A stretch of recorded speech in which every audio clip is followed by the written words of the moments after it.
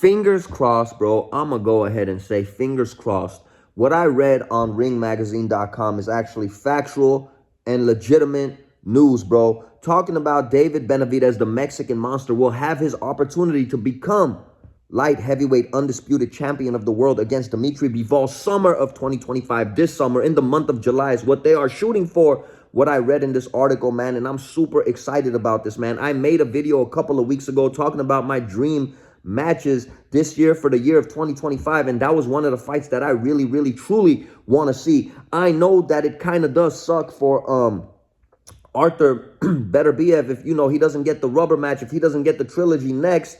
But I feel like this fight happening in the summer, and if Bivol goes in there and takes care of business, he could still fight Beterbiev at the end of this year. And how spectacular would that be if Bivol does go in there and beat Benavidez, beating dudes, fighting Beterbiev twice, and then beating a dude like Canelo Alvarez in his career, beating a dude like Zurdo Ramirez in his career. I mean, this dude has beat quality opponents, man, and going in there and beating a dude like David Benavidez and then going back in there for the third time fighting Arthur Beterbiev. You got to give Bivol all the props in the world. But then again, this is David Benavidez's chance to really solidify and stamp his legacy, man. David Benavidez, we all know, beat a dude already like Caleb Plant. We all know that he got into the ring with David Morrell, a fight that all the fans were pushing for. Beat this dude. And how about this, man? If he goes in there and beats a dude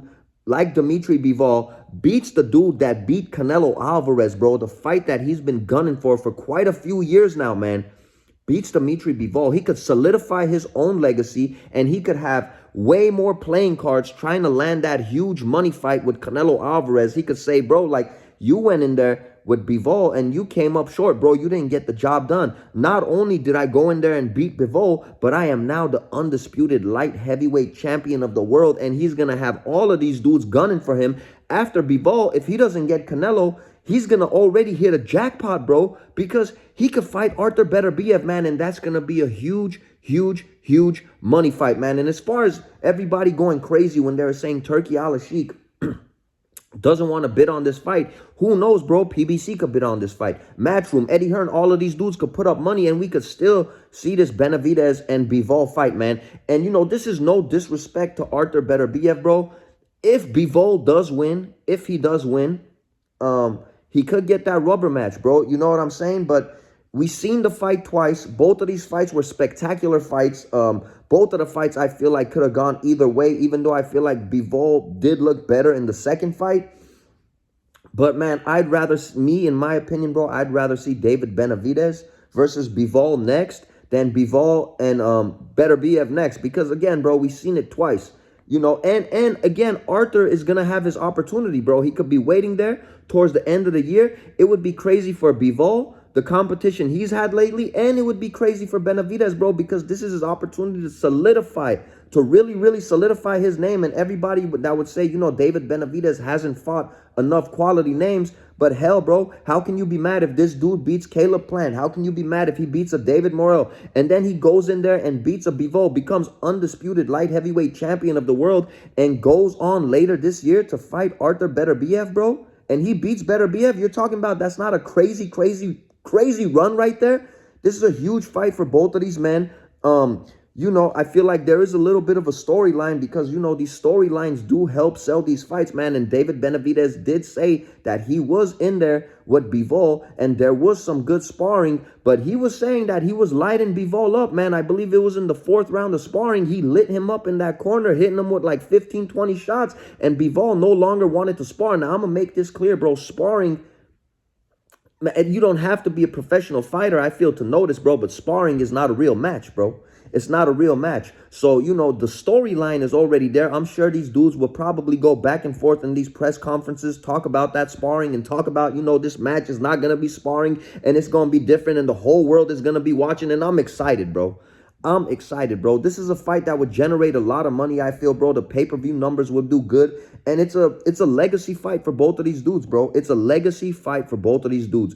David Benavidez cannot slip up against Bivol because this is the biggest opportunity that he has had thus far in the sport of boxing, bro. And Bivol, man, he doesn't want to lose those undisputed titles to Benavidez, a dude that, has fought twice in the weight class.